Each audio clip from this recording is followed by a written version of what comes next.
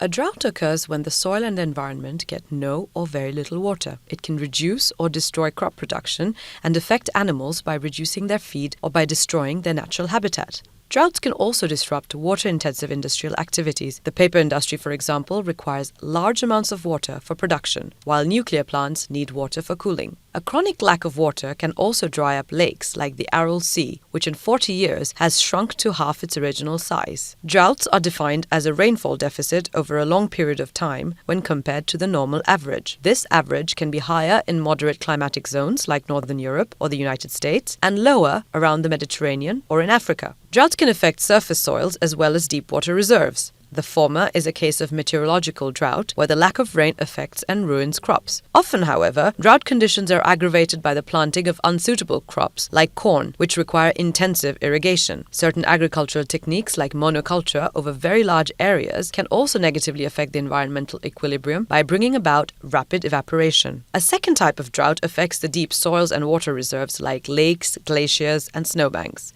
The natural equilibrium is also affected when these reserves reach low levels. This could also happen even when precipitation levels are normal or high, when the soil is not permeable enough, or when the water is diverted by human intervention. Thus, droughts are not always the result of natural climatic conditions. The tension that exists between the availability and the demand for water, with men and their needs for agriculture and livestock, increases the risk of drought. Other human activities, like the building of swimming pools, watering of lawns, and washing of cars, also often aggravate drought conditions.